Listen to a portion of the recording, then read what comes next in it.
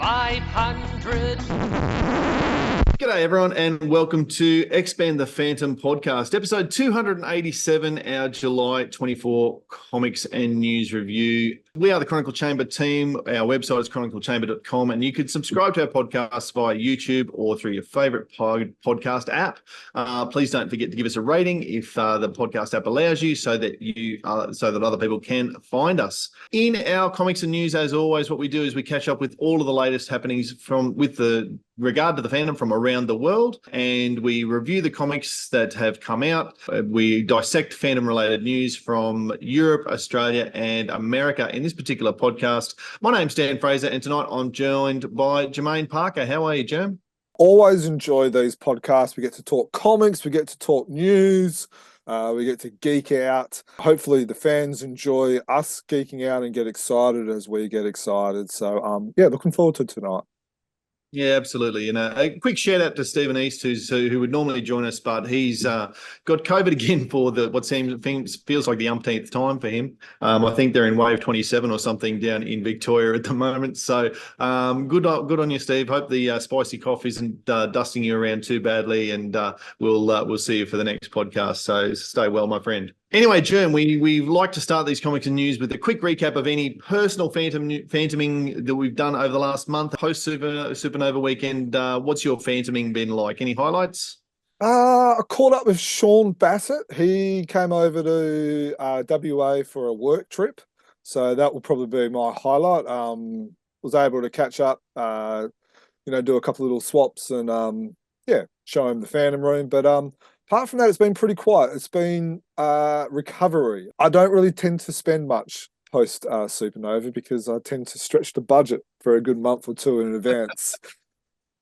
Yeah, no, I'm pretty much the same, albeit without a visit from Sean Bassett. So, Sean, what's going on? I've enjoyed sorting through the stuff that I brought home from Sydney and framing a couple of things, getting them up on the wall and that sort of stuff. So it's actually been good to spend a bit of time with the collection, sorting and organising and displaying rather than just madly purchasing all the time. Without any further ado, let's get into reviewing the stories now. If you're a long-time listener, we're going to throw you a bit because what we're going to do is we're shuffling the order and we're going to move our review of the news strips up to the top of the agenda. So we're going to talk about the dailies and the Sundays now. And the reason for that, we had a bit of a chat and sort of realised that the dailies and the Sundays are something that everybody can read all around the world. And for us to dive straight into the Australian stuff might cause a few listeners to skip past because it's not relevant to them or whatever. So anyway, dailies and Sundays first, and let's start with daily number 266. The Avarice has landed. We had already started talking about this, but I think only one podcast to go. It's still in the early days of this story. And as Germ throws a few things up on the screen, basically what's happened is that this apparent spaceship has landed on Earth. Obviously, it's landed in Bengala because otherwise it wouldn't be much of a Phantom story. Lamanda Laga has asked our hero to go and explore what's going on. Phantom, of course, saw it, buzz through the sky and land, but he's now gone to investigate. And as you can see through the panels, as Germ shows them, if you're watching on YouTube, he actually finds the spaceship. He goes into the spaceship. He's surprised by what's going on. We see something we don't often see with the Phantom, and that's he's got a Bluetooth or similar headpiece, so he's actually talking to Laga in real time as he's exploring. Discovers that the so-called unmanned spaceship was actually manned, or there was something inside it anyway. That's probably as we get towards the end of this. It may or may not be manned, but there was something inside it. A machine of some description that is carving a path, a labyrinth perhaps, through the Bengala jungle. Meanwhile, we cut away to Elon Musk, who is fielding phone calls from other tycoons and billionaires from around the world, which are pretty clearly modelled on Jeff Bezos, and Richard Branson, mocking him a little bit. Meanwhile, Phantom continues to tracked the path around the jungle before suddenly getting shot at by what looks like some sort of futuristic tank, and it's got some serious weaponry. And so then we have about a week of the Phantom dodging and diving and ducking away, and of course not getting hit by the machine as it's following him around. If I've got my sequencing right, he runs away. He makes his distance from the machine and takes a phone call. The Bluetooth headphone actually clicks into life, and I guess we see another reason why this plot device has been used, and he is getting messages directly from this machine. And it would seem, and I'm speculating here, Germ, you may have an opinion on this. It would seem that this rocket ship that was targeted at the moon, which has crash landed on Earth, is now malfunctioning and doing its moon mission on Earth, which is to basically take over and control the planetoid or the moon that it lands on for some sort of mining rights or something like that. That's my guess at this stage. You may have something else going on for you, Germ. As we record this, Phantom gets back in touch with Luaga and calls him into the jungle so they can talk face to face about it. Germ, are you enjoying this? I am, in the sense that it kind of feels like the story is a standalone story. There's a bit of fun. It feels like Mike Manley's enjoying this, which I think has brought out some really good action scenes so far. It kind of feels like that what has happened after the phone call with the machine to the phone call with Luaga feels like the adventure has happened, and now what we're going to see is the Phantom telling Luaga what kind of happened on the phone call. It's going to be interesting to see how that progresses. I've enjoyed the elements of Luaga going on a mysterious disappearing trip, which happened a lot of the time in Lee Falk's stories. So that's nice to kind of see that continually happening again, if that kind of makes sense. I like the detail of security, Luaga's security going, "Sir, do you have to do this? I really worry every time you're in the jungle on your own." And of course, Luaga going, "Well, actually, my security is probably better in the jungle than it is with you." He doesn't say that, but that's what he means. Yeah, so look, it's good to see Luaga again. I've enjoying the cameos. We raised this on some of our social media platforms with Cue Ball, which is Jeff Bezos, yeah. And then some of the others, and then of course you got Richard Branson, and then of course Elon Musk as well. I've enjoyed them because it kind of brings a little bit of contemporariness with the story. Now, one of the points that was raised, I can't remember who raised it. It might have been Roscoe, I think it might have been, on Facebook, where he says, when you're having a contemporary person in the story, it can almost date the story. So in 5, 10, 15, 20 years' time, this story might be dated.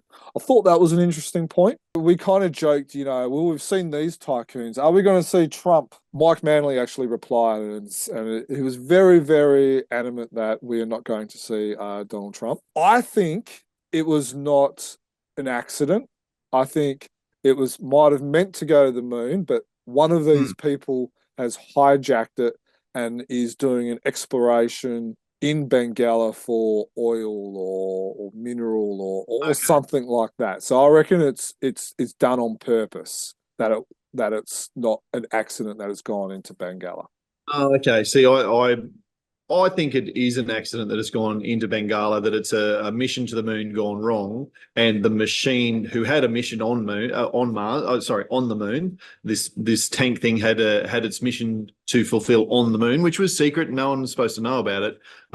It's now just applying that mission to the jungle of Bengala. That's my take on it. And it's interesting that you're looking at as the conversation with Luaga now, as in the whole thing's done and he's reporting to Luaga, here's what happened. I did have a moment of going, well, hang on, why is the Phantom run so far away that he's now left the machine to its own devices and he's having this conversation with Luaga? I thought he was going to talk to Luaga and then go back, but you might be right on that one. Be interesting to hear other people's opinions on what they think, where they think this story is going. So if you do have some opinions, hit us up on YouTube in the comments, or on give us an email, or some of our other social media platforms. Would like to hear your thoughts on that. Alrighty. So the Sunday story that's progressing at the moment is the 194th Sunday story. It's been going for over a year now. That sort of surprised me when I saw the anniversary of that tick over. It's hard to know whether we're getting to resolution with this one or not because just the nature of the way that the story is going. Basically, the last month we've had the meeting between Colonel Werribee and the unknown commander, the Phantom, but in real life for the first time ever. So the Phantom, as the unknown commander, is actually entered the office and is having a meeting with Werribee face to face across the desk, conveniently in deep shadow. There's got to be some really tricky lighting effects to make sure that one side of the desk is completely dark and the other side of the desk has got that spotlight on it. Hopefully Werribee's not feeling like he's being interrogated, but they have some really nice moments between the two of them. And I thought it was telling and just a really deliberate touch that the unknown commander is not wearing a skull ring because that would give him away as the Phantom when they shake hands or pass the folder across the desk. It might have been cool just to see a little bit of a tan mark there or something like that, but perhaps I'm getting a little bit carried away with myself there. To finish the stage the story's at is that the unknown commander has given Werribee a particular mission for John X to go and do, and Werribee does not like the look of that mission and is ducked back inside the office to plead that John X doesn't have to go on that mission, and of course the unknown commander has disappeared. So the Phantom as the unknown commander is sending himself, John X, on a suicide mission or something like that. And this might be a way to tie up loose ends and get rid of the John X character, perhaps. And it is interesting that in the most recent Sunday, we see again that Lee Falk character break the fourth wall and come in to have a little bit of a narration on the plot. I have a little bit of a problem with this story, and I think Tony DePaul is treading a very, very fine line here because there has been incidents written by Lee Falk, but also written by Phantom Men as well, where they have interacted, where Werribee knows how the Phantom has gotten in with the safe. It's a definite split between the two universes in this incident. As you read on here, which is the 4th of August, Werribee has no clue that the Phantom can go up and down via the safe. Yet in a Team Phantom Men story, and Tony DePaul was writing those stories during that time, so he would be aware that Werribee knows that the safe has got a false bottom and stuff like that. You mean that Tony DePaul wrote those stories, or that he was writing? He didn't write that story, but he was writing stories for Phantom Men when that happened, so he would be aware of it. I'm not too worried about that because, I'm firmly on the record that if there's any sort of diversion between the two, then the newspaper story wins. I don't think in the newspaper story at any stage Werribee knows that the safe is the conduit. So I'm comfortable with being continuity. Yeah, so you're right that not in any newspaper stories, but it's Tony DePaul has made a great effort in linking and interweaving the two universes, but this is a definite split. Nuffies will probably pick up on it, but a lot of fans won't. The story is doing a good point in distancing John X from the unknown commander, but I don't know. It just feels like it's going on for a little bit. Yeah, it's interesting because this story would seem to mostly be fulfilling the role of universe development of the unknown commander as a character. In terms of an actual narrative with a plot and a climax and that sort of stuff, that's harder to see what's happening here. So, definitely fulfilling a role, and I do like the way that the Jungle Patrol and the Unknown Commander has been brought into the 21st century. Here on the 30th of June, Sunday, we've got the bust of Ovid sitting on top of the safe again, and again we continue to see that symbolism and the metaphor of the hero and all the rest of it being highlighted. It's certainly not a story that's got you on the edge of your seat, wondering what's going to happen to the characters next. It feels like more of a development story rather than a true narrative. I may be proved to be wrong, but that's where it sits for me at the moment. let's move on. And we do need to get to our comics from around the world now. And because we're Australians and because we're in charge, we're going to start with Australia. And we're going to look at the Frew comics. Now, the run of Frews that we're talking about are issues number 174, 175, and 176. And we're probably going to do them in slightly different way just because of the nature of the issues with the two-parters that are spread across the three stories. You sit in 1974 and 1975, the main story is a two-parter that's spread across the two. Meanwhile, in 1975 and 1976, the backup story is a two-parter that's spread across those two. So what we're going to do is we're going to talk about all three comics together in a way. We'll look at the covers for all three first, and then we'll go through the stories one at a time rather than talk about issue one at a time, if you follow me. So to start with the covers, and right off the bat, Germ, as I hold them up here as best I can, what I would suggest to you, and I'll be interested in your thoughts, has there been a better consecutive run of three covers in your recent memory than these three? Boom, boom, boom. What a trio of covers that we've can you, going into the newsagent and seeing these three together on the shelves, you're like, wow, Frew is on their game right now. Great point you raised there. They are some amazing covers. I'll probably like them in the order of issues. So I'll probably like Daniel Picciotto's first, then Timur Roos's, and then Boris Kane's. What's also worth making mention is that there has been, on the back covers, their individual pictures as well. So, for instance, 1974 and 1976, they're from Giancarlo. Cuso? The Italian artist. And then on the back of 1975 is Timo has done another back cover picture as well. I think the artwork's important. The cover, they capture the story. So yeah, I think great work on getting those covers through. And look, I agree with you about the Daniel Picciotto cover for issues 1974 being the pick of the three. This has got to be pretty close to best cover of the year so far, and I'd love this as a poster, to be honest. And I think I commented somewhere about even as a wall poster, we've seen the one from Christopher Wale and from Nicholas Scott that have already released, but I think as a massive poster, this would look pretty amazing. I did speak to Daniel at Supernova, about a month ago? Yeah, about a month, 5-6 weeks ago, and he showed us that, and he was planning on doing it as a print for that show.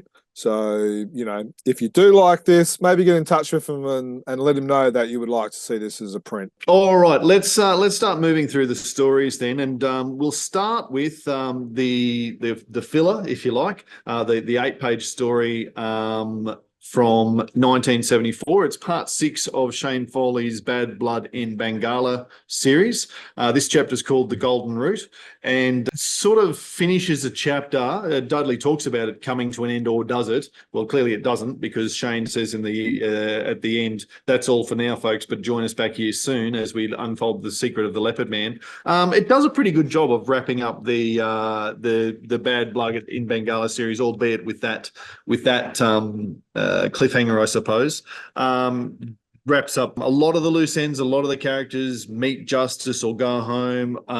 And interestingly, the Phantom goes on a visit to, and gosh, I should remember the name of Golden People. Yeah, do they have a name for their city?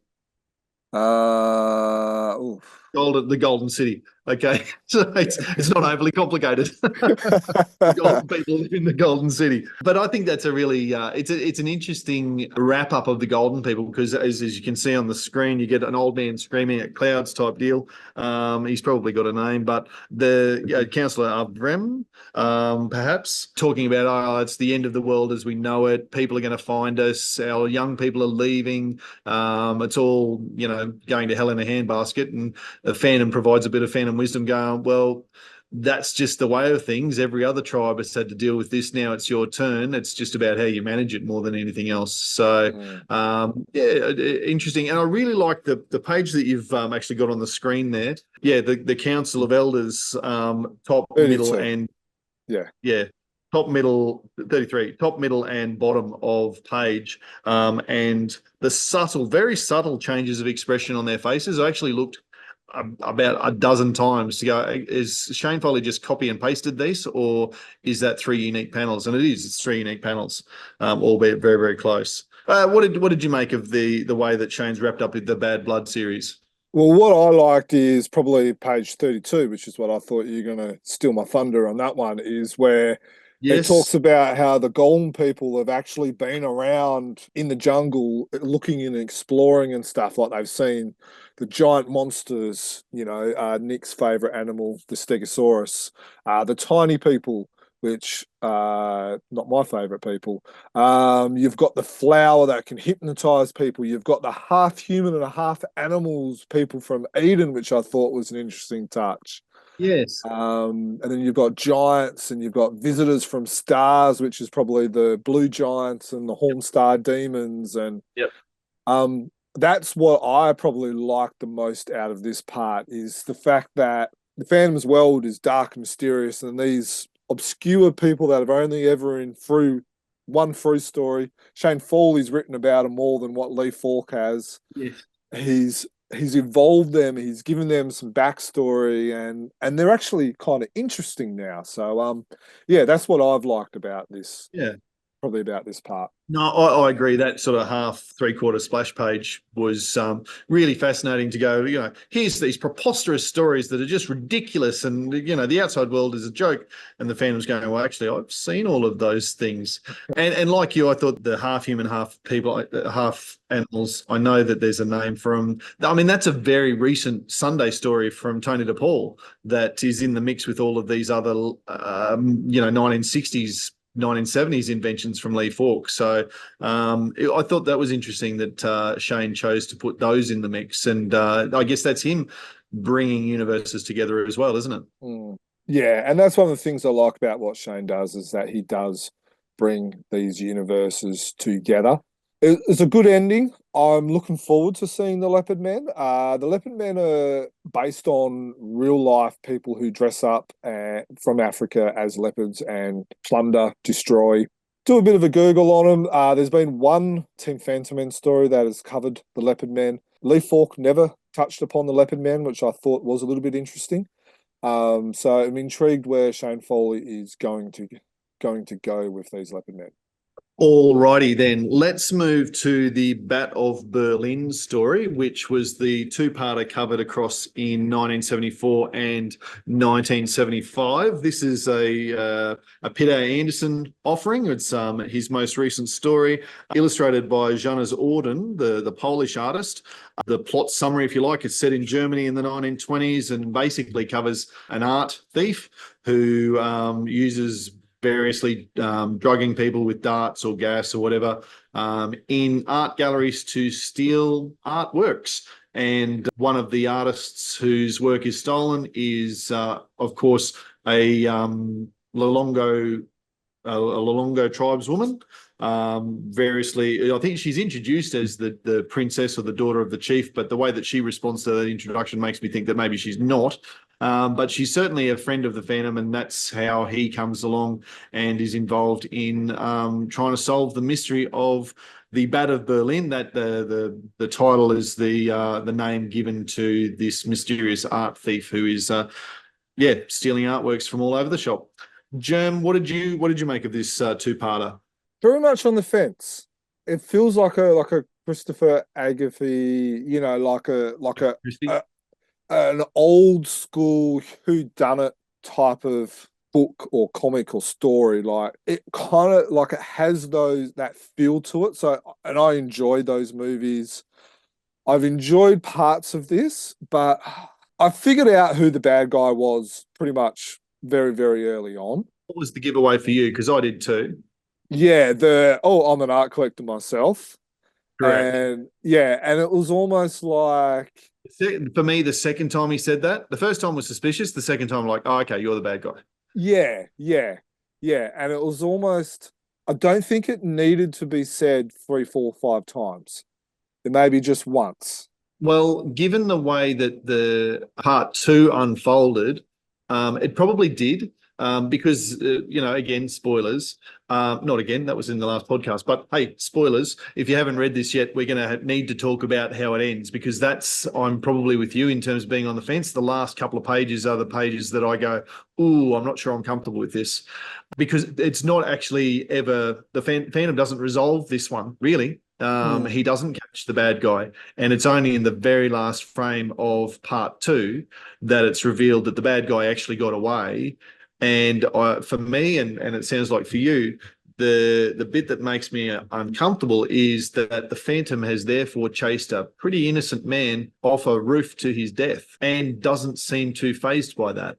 Yeah, to be honest, that probably didn't bother me as much in the sense, well, it did, but I don't feel like I was emotionally attached to this story, and that might be why it didn't really grab me, but it probably should have, to be honest.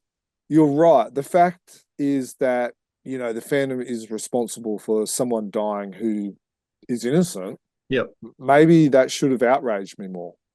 Outrage would be too strong a term, but I certainly put the book down going, oh, well, not a massive fan of that one. It's actually the last page, and as I said, the very last frame that it's revealed. The last page shows you that the bad guy didn't get caught. The last frame shows you explicitly who it was, the inspector. I enjoyed that last page of like, oh, it was not a long reveal. Yeah, I enjoyed that bit, but I'm not quite sure.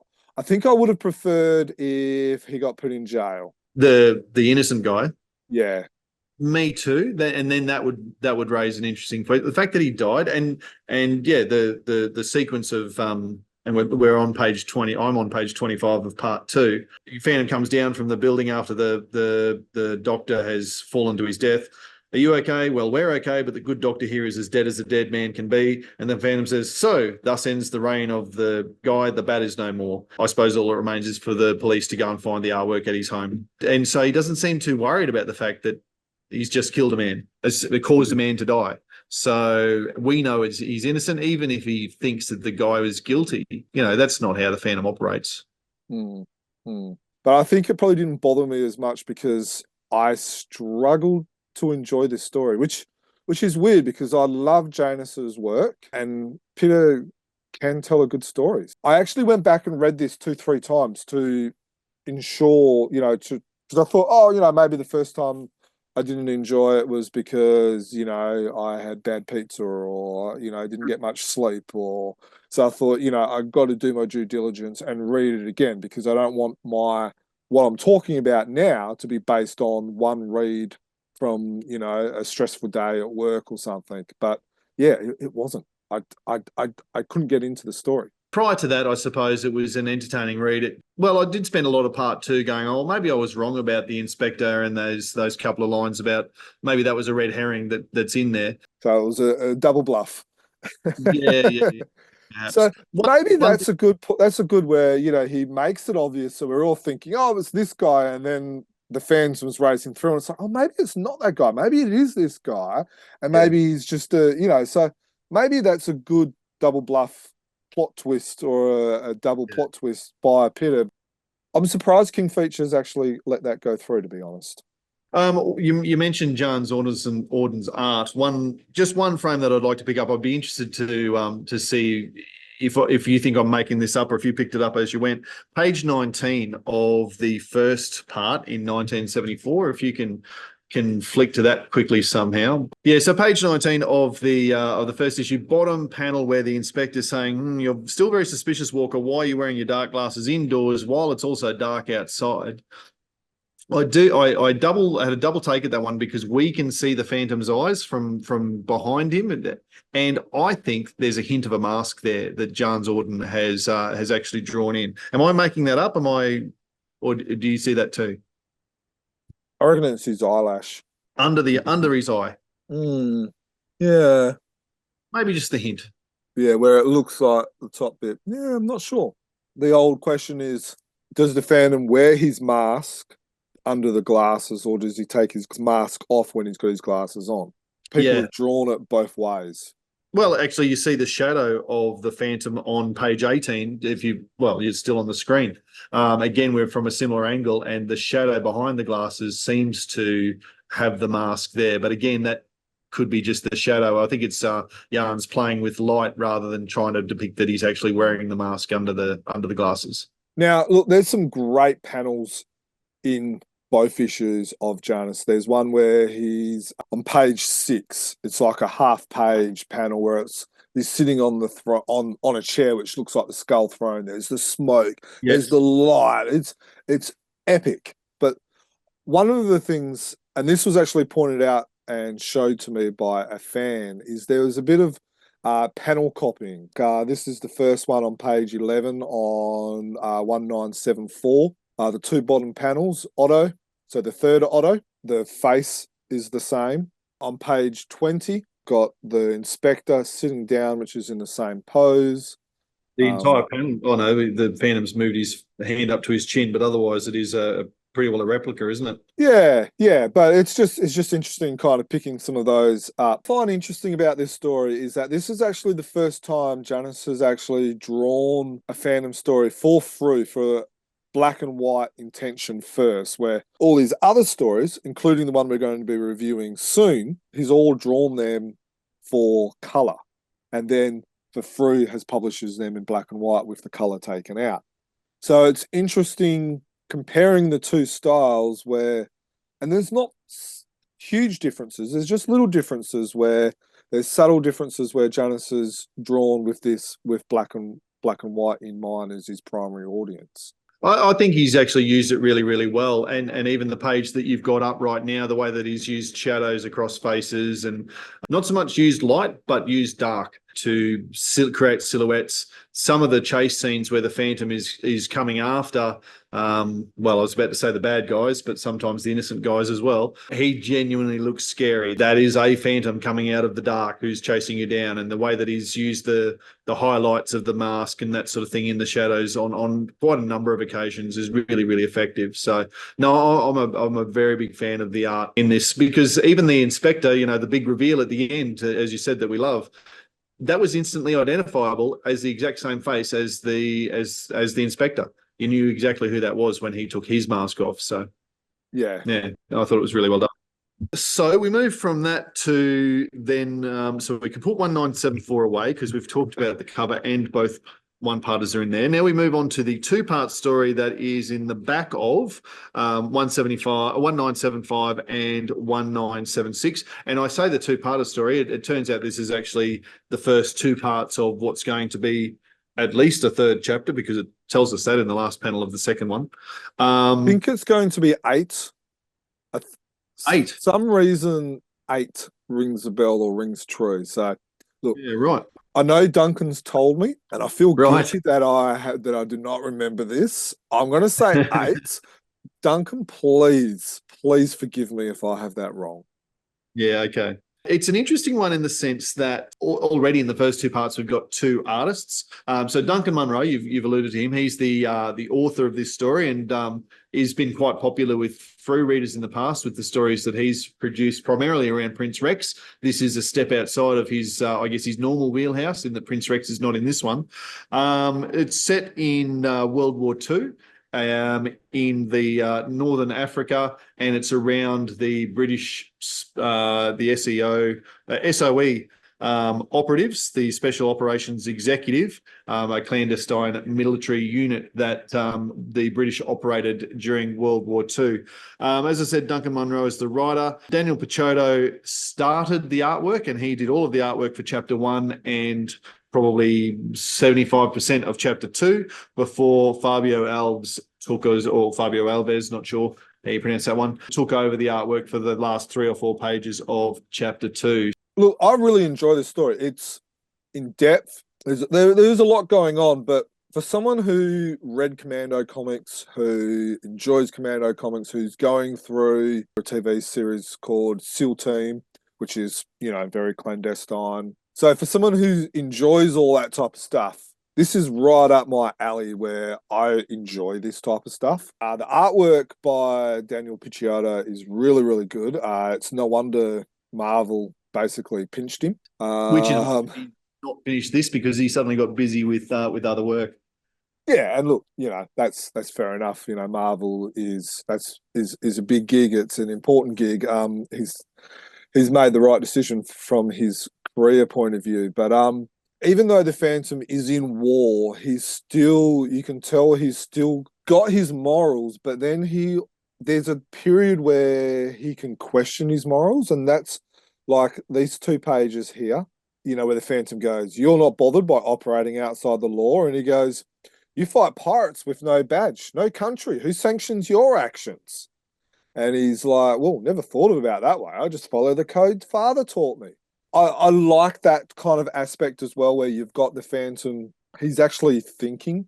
He's not just A to B, punch bad guy, do this, save the princess. Like there's some morality, there's some human about him. Yeah, I'm enjoying where we're going with this so far. I was tired when I read these, not going to lie. And I haven't had the opportunity to go back and read them a second time. Knowing now that there's a bunch of chapters, I think at one point I'll sit down together and read them consecutively like that. I found it heavy going in terms of piecing the characters together. And okay, so you're from England and you're from Norway. To be honest, having one of the characters named Glenn Ford, I've probably found that unnecessary and distracting. I'm like you, I really enjoyed Commando comics and that sort of thing. And probably because it wasn't what I expected, that would be part of it too. Because I was like, oh, Duncan Munro story. Awesome. I love Duncan Munro stories. And I know what to expect from Duncan Munro stories because I love the Prince Rex tales. And this is not one of those. It's different, and it draws on a different set of experiences and knowledge and historical research, because it's a lot of it's based in fact in the real world. This operations unit did actually exist, and a lot of activity is probably unknown, or even only rumored about because it was not an official or sanctioned organisation and operated outside the normal operations of war, I suppose. So it probably required me to be in a different mindset to read it too. So that's something that I'll make sure I'm aware of when I go back on my reread. Some fans have that criticism when it comes to Team Phantom and historical stories, is that you kind of have to have a little bit of background information on that historical setting can help some fans enjoy the stories more. And so I think Dudley does do that quite well in his message from the publisher, is that he kind of helps set the scene. Sorry, I've been burnt by the message from the publisher too many times. I always read that after the story now because I don't want the spoilers. And too often, and even in these, it's a fine line between setting you up for the story and spoiling the story. And what I do like about what the message from the publisher is doing is that Duncan has clearly written a fairly lengthy email or letter about here's how the story unfolded, or here's what it's doing for me. And Dudley is publishing snippets of that in his message from the publisher to help the reader understand too. I enjoy the escape using the chemicals. One thing that kind of, and I'm still not quite sure if I understand it, and that's these last 2 panels. They rock up. I'm assuming these German people are in the cabin of the stolen boat on page 35 in issue 1976. I kind of fail to understand, if they were in there, why haven't they come out before? So, but I'm not sure if I've kind of misread that or misunderstand that kind of last panel or two. I did like that that Duncan has brought the Sing Pirates into this as working on the side of the Nazis. That's a cool touch, and to have a Sing Pirate stronghold proudly flying the 7 circled flag, I thought was pretty cool. Yeah, it's interesting to see Fabio's art style as well. It wasn't. Did you find the change jarring? Probably not, because I knew it was coming. But I think if you didn't know it was coming, it might have been a little bit jarring. Well, I didn't know it was coming because I hadn't read the message from the publisher. I had noted that there was 2 different artists who had worked on it, but I didn't really think too much about that because you often see that with, and this is going to sound silly in a black and white comic, but you often see the artist and the colorist, or the penciler and the inker. So I didn't really think too much about 2 different artists until suddenly it's a pretty dramatically different art style. I'm like, okay. It wasn't one of those where it sort of you had to go back and go, oh, where did this take over? You could see pretty well exactly where it took over. Yeah, yeah. Look, you can. For those interested, we've got a interview coming up with Fabio. He likes to call himself Fabio Walker. So I think Oh, really? that Okay. that will tell a lot of people that he is actually a fan. Yes. So we probably will release that when one of the next issues featuring his artwork appears, because I don't think there's any reason to put it out like when there's only been 2 or 3 pages of his work. So Yeah. in a couple of issues, that interview will kind of come out with him. I think it's a great start. I'm looking forward to where it's going. There hasn't been too many stories featuring the Phantom in World War One or World War Two, and I wonder if that's because it gets a little bit complicated on what number Phantom you have in World War Two. Yeah. Well, And so far, there's absolutely no reference to which Phantom this is. There's no hero, there's no devil, there's no mention of other characters. It's just the Phantom operating solo. think that might be a smart way of doing it, and Yeah. I'm sure Duncan's done that on purpose. And Yes. like when he's talking about his father, he says, "Oh, father did this." He doesn't, there's no mention of past phantoms, which you can even, Numbering. count back or anything. There was one phantom story in World War Two. I think it was 1943, Part One and Part Two. I believe that was the 19th Phantom that was featured in that story. And then I know there was the 18th or 19th Phantom that featured in I can't remember if it was World War One or World War Two story as well. So I'll be very surprised if Duncan has this as the 21st Phantom. I'll be keeping an eye out on that to see which way he kind of leans, because I think that. Yeah. I think our inherent default is to assume it's the 21st Phantom, because that's been our Phantom for our whole lives, and he's always the current Phantom, I suppose, in a sense. And I suspect that this Phantom won't be numbered, if you like. And I think, as you said, that's a good way to do it. I mean, at the end of the day, the very first story of the Phantom in one of the world wars was The Inexorables, The Phantom Goes to War. And that was the 21st Phantom. Diana was in that, and she got shot and all the rest of it. So that established which Phantom was in World War II. But that also makes no sense 80-something years later, when pretty much every World War II veteran is now dead. Yeah, I think you can tie yourself in knots if you want to start putting particular Phantoms in particular historical periods. And if you're going to do it, it's probably best to leave the numbering out of it and avoid the drama. Because in the same sort of sense as you talked about the cameos in the current Sunday story, that contemporizes or places the Phantom in a particular time can cause problems down the track, as we have seen right throughout the Phantom universe ever since Lee Falk made the decision not to roll through to the 22nd Phantom in his own lifetime. Mm-hmm. All right, we'll move on to the Highway Robbers, which I'm intrigued Yes. to discuss this story. Why is that? Because for me, this is almost, well, cookie cutter is the wrong term, and right away you can probably sense where I'm going with this. But it just seemed like classic Claes from Ethy, historical fiction set in, I guess, what is this, 18th century or 1800s, 19th century England. Do you get the sense that Claes from Murphy doesn't think very highly of England? Yeah, I do, because there's always dramas there. I mean, he loves the highway robbers and that period of history. It's not even Claes from Ethy. It seems like a typical go-to for Scandinavian authors from the beginning of time. It is stories, but I totally agree where you're coming from, and I was very like that. It's like, oh, not another story. But then there's a few little subtle plot twists, like you've got the woman who's the highway robber, and it's like, hello. And then she says, "Oh, but I'm really innocent." And then it's like the Phantom just kind of agrees with that. And it's like, well, is it just because she's pretty and she's, fooling you, or is she really innocent? So I enjoyed that little twist. Yeah, so there's the brother, there's the sister who are trying to fight the evil guys with their land. Straight away, know that these guys are bad because they've got eyeshadow on their eyes on page 9. I did get a little bit of a joke. My name's Rupert Murdoch. Straight away, I kind of thought of Rupert Murdoch, which is an Australian media Mogul, who some people would say is a bit of a Most people villain. know who Rupert Murdoch is.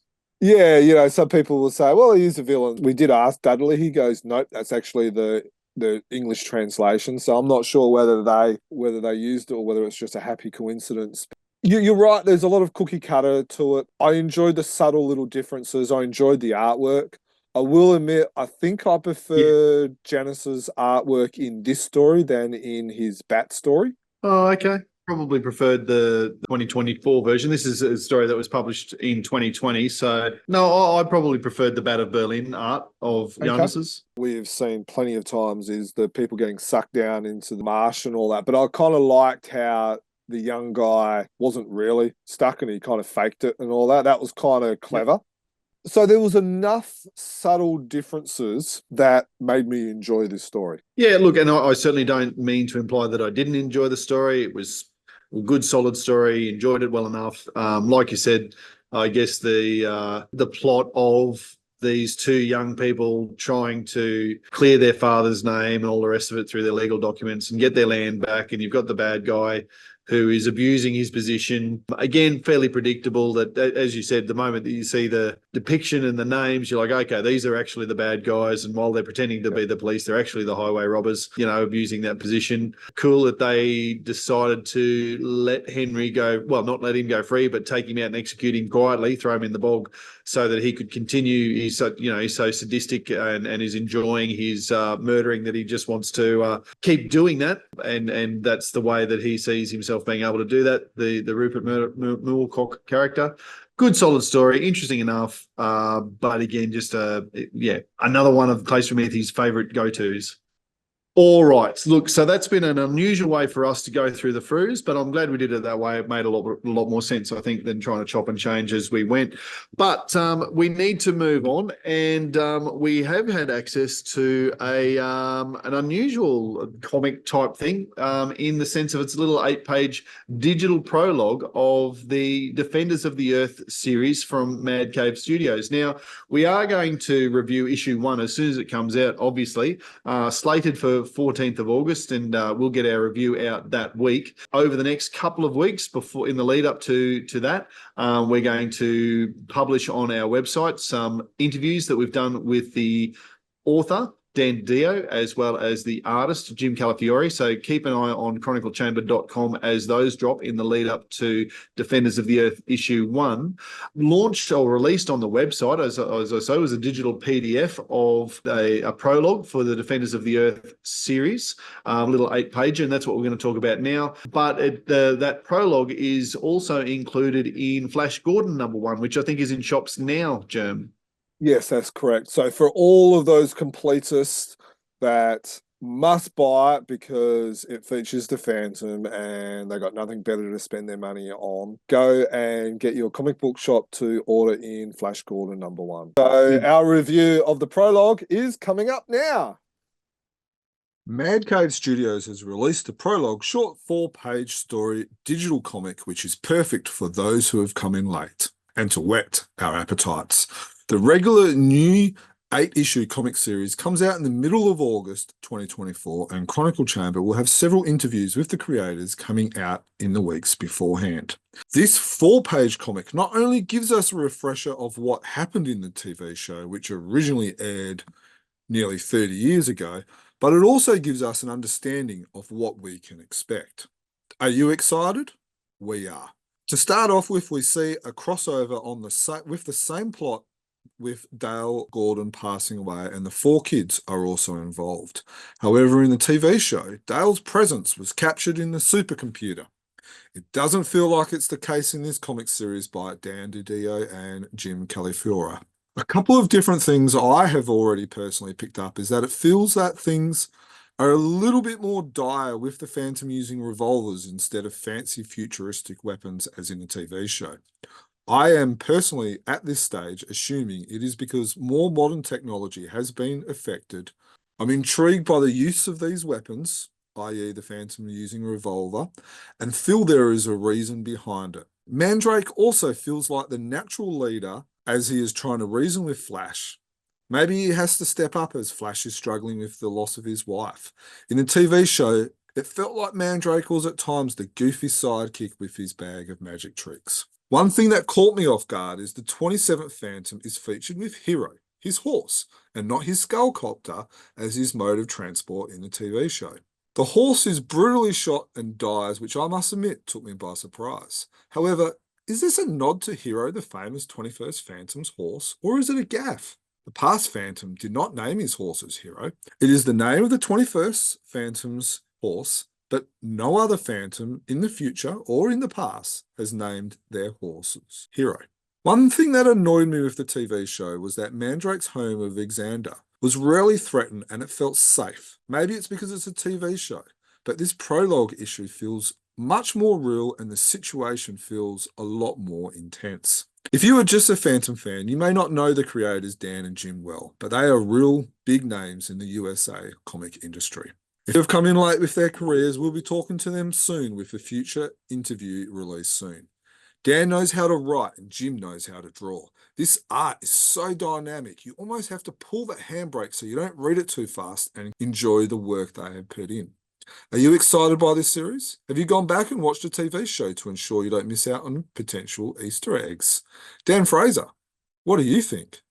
Well, it's pretty exciting to be sitting here looking at the Defenders of the Earth prologue from Mad Cave. This is something that I was pretty excited about when Jerm sent the link through this morning. Not something that we'd expected, but to see a prologue digital only, that's fine, is not something we expected. So very pleasantly surprised to see that. And it gives us a great opportunity to have a look at.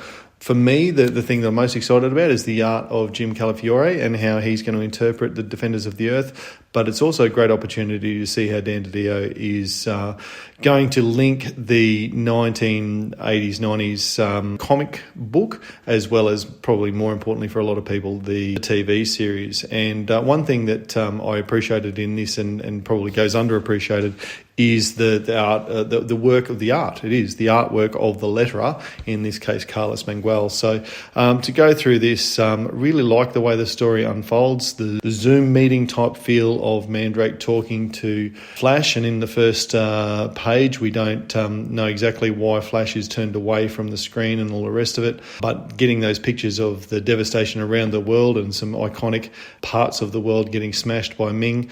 Love the little gag across pages 1 and 2. Garrick's talking about you are now at the mercy of Ming the Merciless. I must say, when I read that, I was like, oh, that's a bit clunky. But then Dan DiDio smashes that with Mandrake's first words, do you know how ridiculous that sounds? So I guess that tells us again about Garrick's being the robot who doesn't know exactly how to phrase things.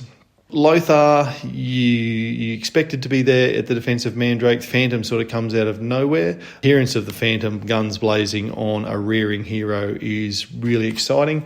Probably didn't twig until Germ said about it, but yeah, Hero is not a character that appeared in Defenders of the Earth, and so I suppose one panel later when he's shot and killed is, a good way to get rid of the character that's not really in Defenders of the Earth, I suppose.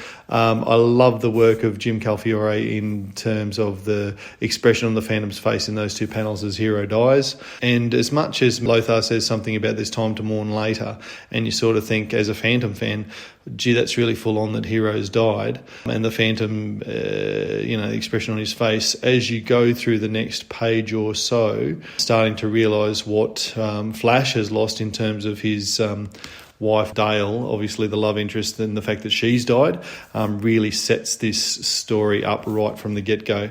Love the explanation of the fact why none of the kids are in these 4 pages. I think it would have been a lot to try and bring in those extra 4 or 5 characters in these 4 pages. So I think that's really done well in terms of we've got to get the kids to safety and protect them.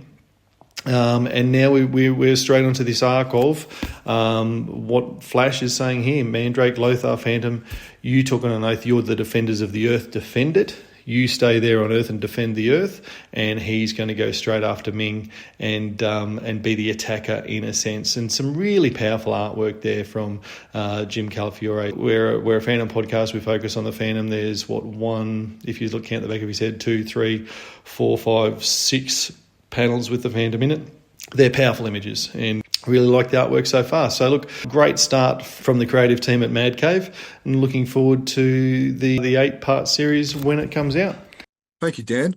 Fans, keep your eye on our YouTube channel and our various platforms so you don't miss out on the latest Mad Cave, Defenders of the Earth, and other Phantom-related news. All right, so let's move to the news from around the world. Now, all of this has been already published on chroniclechamber.com. We're just going to touch on it and give our opinions or our thoughts on all of the things that have happened.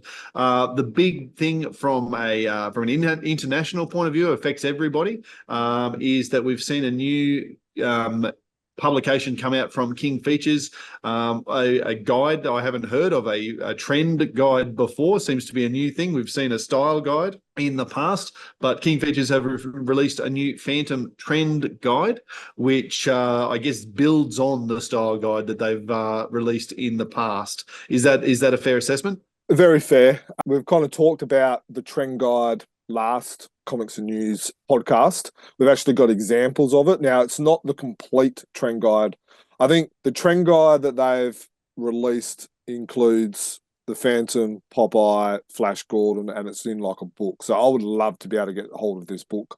We've got some images. So the trend guide includes like graphics, backgrounds, fonts, colors. So as you will see with the Phantom, and we'll show them up on the screen if you're viewing on YouTube at the moment, is there's a lot of blacks. There's a lot of focus on jungle sayings like, you don't find the Phantom, he finds you. He moves as silently as the fog. So I'm kind of encouraged the fact that they're using jungle sayings in their trend guide. If you look at it, there's a lot of imagery that's, as you already discussed, that has been included, that was created in their 2021 style guide, but there's also imagery from the Phantom video game, and then there's some classic Cybari panels and drawings as well, like the Skull Throne. And to be honest, we've already seen some of that merging of the old and the new when it came to the Perth Mint coins. And I'm sure we will continue to see some of that with some future products that will hopefully hit the market soon. Yep. No, I'm with you on that. The thing that's jumped out to me was the use of old jungle sayings. That's yeah, I think that's a really cool little addition to their guide there. All right, let's duck over to Finland and talk about Maku Brewing. They've, I'm sure I've pronounced that wrong. They of the Phantom beer cans, which have been a bit of a niche viral hit in the Phantom market. It's something that I think most Phantom collectors are chasing to add to their collection, some of these beer cans. They've released some new designs for their golden ale beer, and I think just the fact that, you know, this is, I think, what, the third or the fourth set of designs they've come up with now? It's their second, but there's been another brewing company that's also released a brand as well. Yeah, so it's the same beer as what they've done before, but it's just with a different design. So I think it's really cool that they have done this. Obviously, it was a hit because they come back and done it again. So yeah, if you are from that region, you like drinking beer, and you want to do a review for us, we'll pay you to buy the cans, to buy it. But we want a video review. So if please, get in touch with us. We might request you to send the cans to us afterwards, again, which we'll pay for. But as Dan said, fans from around the world are trying to add these empty cans to their collection. Plenty of room on the shelf here, guys. I'd love to get a couple of those cans. They're just not appearing in my Dan Murphy's. Which is, for international listeners, is an Australian liquor outlet store. Some sad news that emerged. Team Phantom author Di Darrell, or Diane Alfredson, or Diane Karlstrom, variously known, died over the course of the last month. That was certainly sad news when that broke. I really enjoyed some of her stories. The story that probably speaks to me the most from her legacy that she created was Hero's Death Sentence. It's a story where the Phantom and Hero's running. Hero tears ligaments or something like that. And he's like, oh no, I'm going to have to put Hero down. And you see the Phantom crying. Like, you actually see a tear, roll down his cheek and all that. And then someone saves him with some modern surgery for horses and stuff like that. And there's a couple of other stories where Diane focuses on an emotional phantom as well. There's a couple of other stories. I think it's The Water of Life. She really focused on that. Talking to a couple of people, one of them, Michael Bergsvix, who's actually created a news story. Apparently, Di and Ulf actually had a little bit of a debate about the way to portray the Phantom. Diane wanted to write a more of a sensitive Phantom, more of a Phantom with a human element. And one of the stories that apparently she wanted to write was that the Phantom had a kind of like a change of conscience or a change of mind about having skull marked the wrong person, which I think is actually an interesting story. I wouldn't mind reading that. Yeah, I agree. That's a great concept, and it's interesting to hear you talk about that on the back of what we just discussed about the Bat of Berlin story, because I think that that would be an interesting story. Surely not everyone who has received a skull mark in the fullness of time has deserved it. Might have been the wrong person in the wrong place, a security guard or whatever who was just turning up to do his job but didn't know who was paying the bills necessarily, and ended up with a permanent mark on his chin. So no, I think that that's an interesting concept. Some other stories that she wrote, which I think's worth, are The Floating Island, The White Horseman, which was an enjoyable story from the late 80s as well. So yeah, she's written a few interesting stories. There was also The Pit of Doom, which I'm picking up that story because it was written by her, a female, and then it was inked by Carol Martinez, who is also a female as well. So from what I understand, is the first Phantom story written and drawn by females. First and perhaps only. From what I understand, yes. All right. So obviously, as always, condolences to Di's family, and we're all the poorer, all of us Phantom fans, all the poorer for not having any more of her stories in the mix. So. All right. The next thing to talk about is the 2024 and 2025 Phantom and softcover album that have been announced. Andreas Eriksson has announced that those albums are going to be released in October of each of those 2 years. And in certainly the 2024 version, you may know better, Germ, the 2024 version is going to be themed around Prince Rex, and be interesting to see a volume dedicated to that particular character and his stories. You know, Rex is a very favourite story. We do have cover art is by Luca Alberto. So there's the Swedish version and also the Finland version as well. Now, there's 4 stories that are going to be included, which is Rex King, Rex the Missing Heir, and Tale of Rex, which are all by Lee Falk and Cy Barry. And then the 4th story, which is called Dangerous Vacation, which is by Ulf Granberg and Jamie Val, which has not actually yet been published in English or by Frew. So that's going to be interesting. So the 2025 album is also going to be Prince Rex themed, but yes, we don't know the. Yeah, exactly. Okay. What are the chances that the aforementioned Duncan Munro stories will appear, do you think? Probably not, purely because they were published by Phantom Man 2, 3, 4 years ago.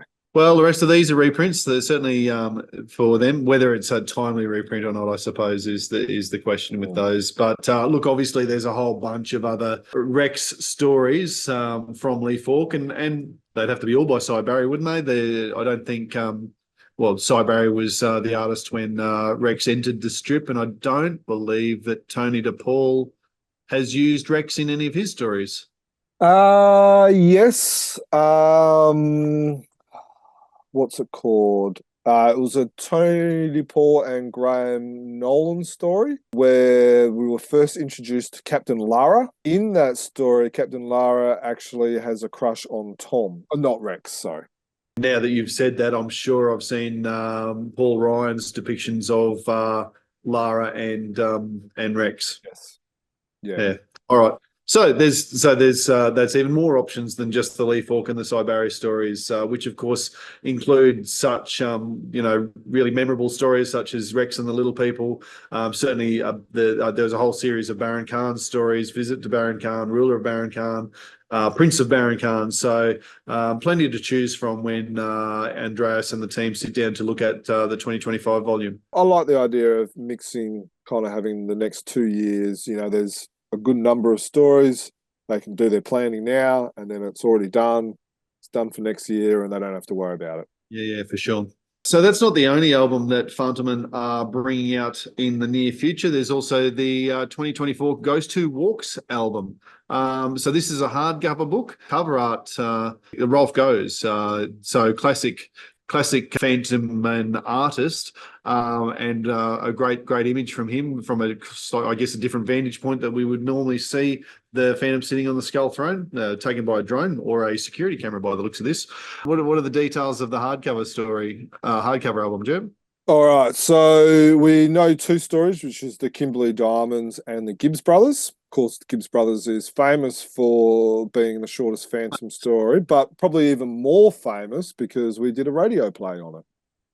Absolutely. We'll have to include the link to that in the show notes. Yeah. It's another Phantom Men issue that is coming out. It's interesting that Egmont Phantom Men are releasing more non-regular Phantom comics, where Frew are doing the opposite. They haven't released a graphic novel or a trade paperback or anything like that for 2 years, where Egmont are actually producing more. Yep. And so the next new item of news about subscribing to the albums, is that a separate subscription to Egmont? Is that going to get you Yes. the hardcover and the cover album? If you are a Frew reader, the best way to describe it is the replica issues that we love or hate is collected in a hardcover book, which has articles about what happened in that time period, and then it actually collects the comics in a sense and puts them in a hardcover. So, you've kind of got a chronicle book so you can see what comics came out in the 50s or the 60s or whatever.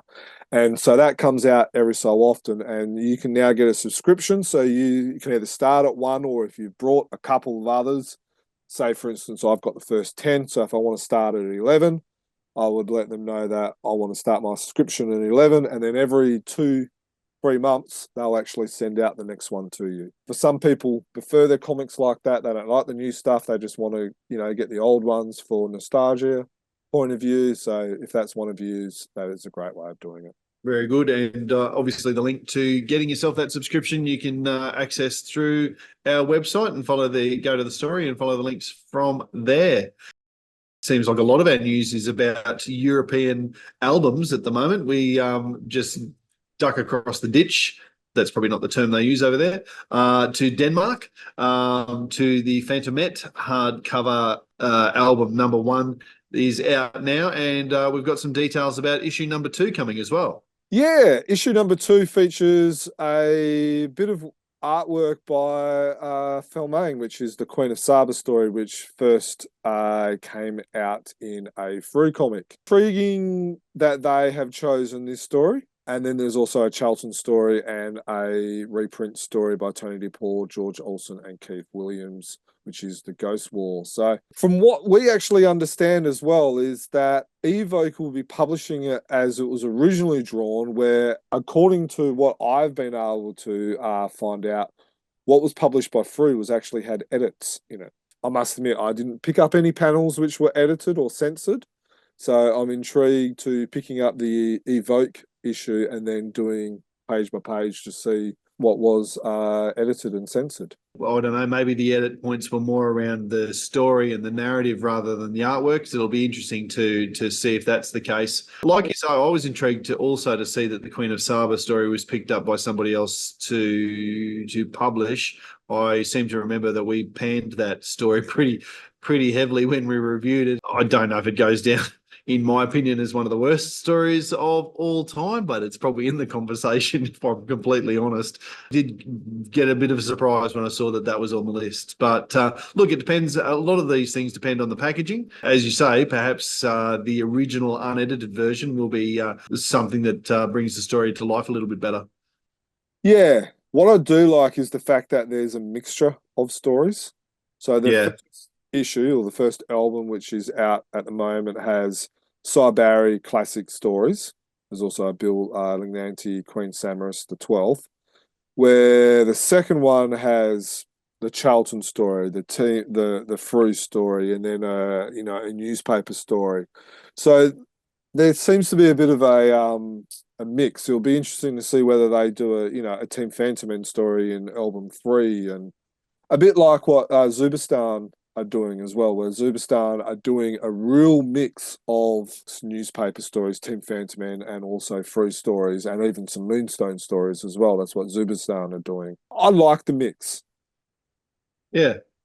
No, it'd be really interesting. And look, international books and that sort of thing are not my thing, and I won't end up getting this one. But I would be fascinated to see a video of someone else flicking through it, just to have a look at what the book looks like, and hopefully whether it's yourself, Germ, or someone else from Denmark who picks the book up and wants to do a review for us, that we'll be able to provide that through our YouTube channel at some point.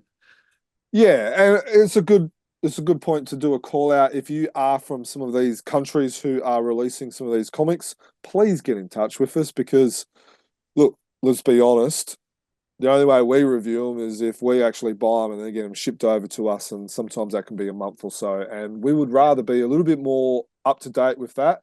We like to be able to give a full worldwide up to date news type of point of view, and the only way we can do that is if we have people out there that want to help us. So if that is you, contact us. You can do it via our social media or via our email, which is chroniclechamber@gmail.com. Absolutely. And now I'm not sure if that's Chronicle Chamber is how you pronounce it in Hungarian, but Hungary is where we're going next, because again, there's a new publisher releasing a Phantom book.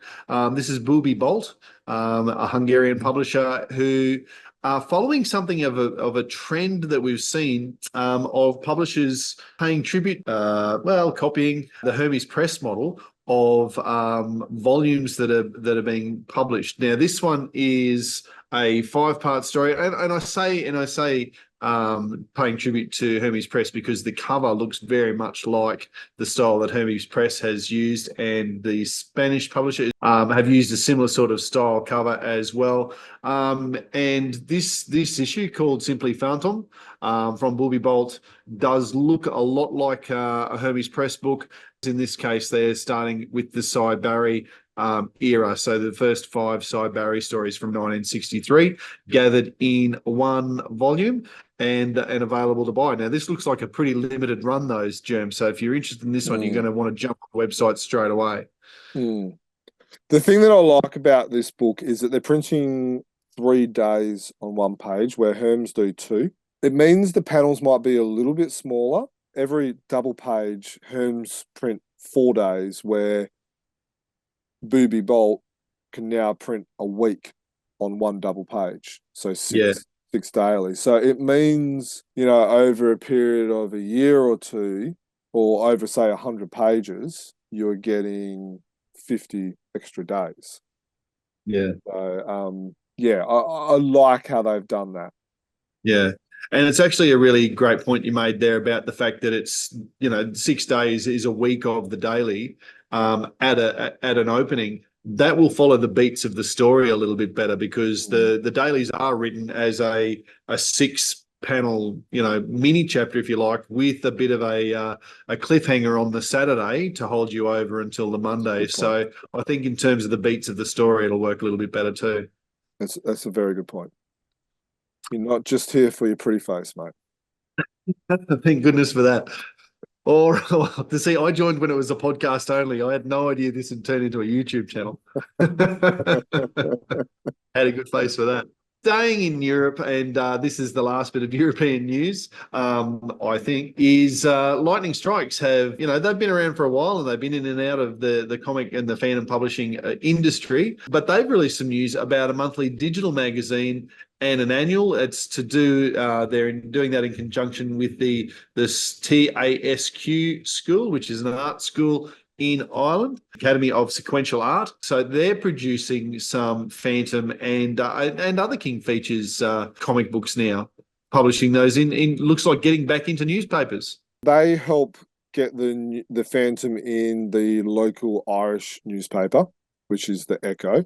And you can find out about that on our website. It's interesting that they're going with a digital comic and then they're going to be releasing a annual, which is going to be a printed annual. I wouldn't be surprised if there becomes a few other publishers who explore digital a little bit more.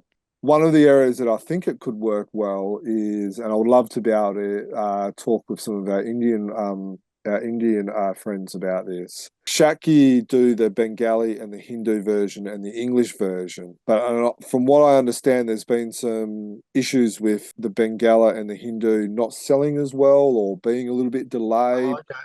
So could you release the English version and then release a digital version of some other languages, which, you don't have to print, and then it might actually become more cost efficient that way. Yeah, and for those of us who probably prefer to read comics in a printed version, I love the news that they're going to be gathering everything they've done annually and putting that into an annual album that will be printed and available for sale and even shipping around the world. I reckon there has to be a way where digital comics can make a bit of an impact. Maybe Lightning Strikes are onto something. Maybe they're seeing where the trends are going and going, well, okay, maybe let's get into the game before anyone else does. There is room for digital comics, and I reckon let's watch this space.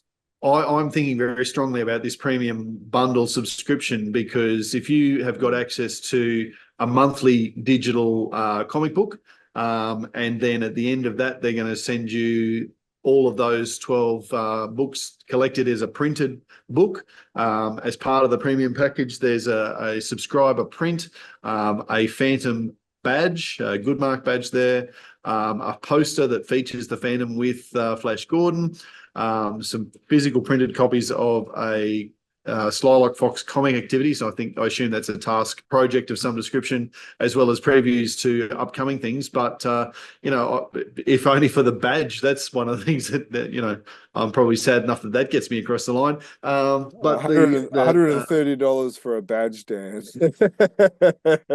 Yeah, but it's limited edition, Germ. Yeah, look, I'm probably going to go the premium edition as well. So I could Yeah. bag you out, but yeah, I will be doing that. I thought you might. So anyway, look, again, links to that and full details of all of that are on our website. If you go to the homepage, if that news has bumped off the front page, then just scrolling through our news over the last month, there's a number of articles there, but you'll find that there, and all our links are available.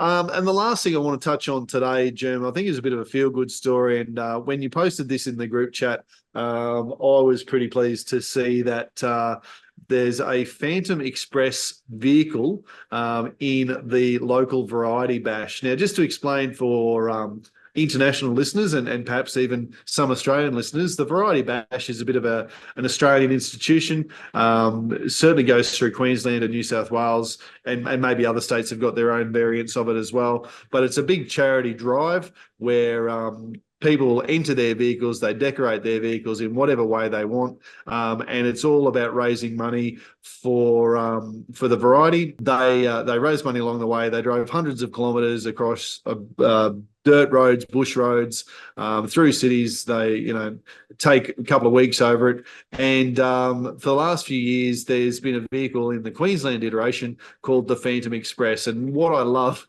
I can't believe they do this because $1,200 was the Glen Ford bust that came through Fanfare, and they've got that strapped to the top of a car and driving it through the scrub. If I had one of those busts, I'd be dusting it every day, and it'd be behind glass. And nope, they've buggered that. They've strapped it to the top of the car and they're taking it bush bashing. Really a good news story, I thought, Germ.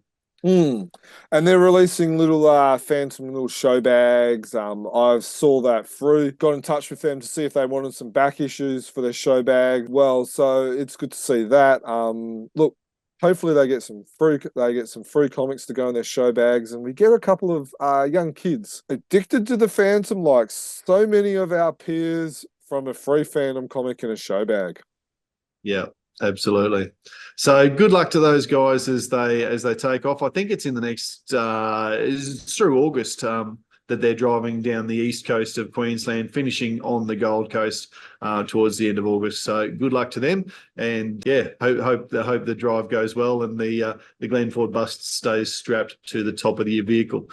Thanks to everyone who has watched us on YouTube. Sorry about the face. And if you've been listening to us, then I hope you've enjoyed that as you've been mowing the lawn or driving a car or whatever it is you've been doing. Look, for more details about all of the news that we've talked about, as we've said, go to chroniclechamber.com and read all about it. If you've got a news story or if you'd like to talk to us about anything that has occurred, get in touch via one of the socials or obviously email chroniclechamber@gmail.com. We always love hearing the thoughts and the feedback and the opinions from anyone who's listening. If you put a comment under the YouTube channel or if you comment on one of the Facebook posts or whatever it is, that'll get seen and responded to and potentially discussed in one of our future pods. You can subscribe to us, as I said, right at the top via YouTube, or whether it's Spotify or iTunes or however you listen to your podcasts through that app. Thank you very much for your time tonight, Jerm. It's been a pleasure talking Phantom with you again.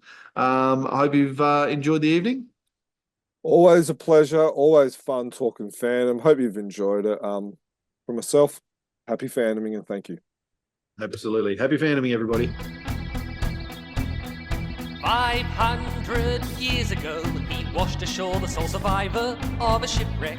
And upon the skull of the man who killed his dad, he said, "I'm mad, I must eradicate piracy, injustice and cruelty, and all my sons will follow me, so evildoers will believe that this man cannot die." The Phantom, the ghost who walks. The Phantom, enemies beware. The Phantom's always there, but you won't find the Phantom. He finds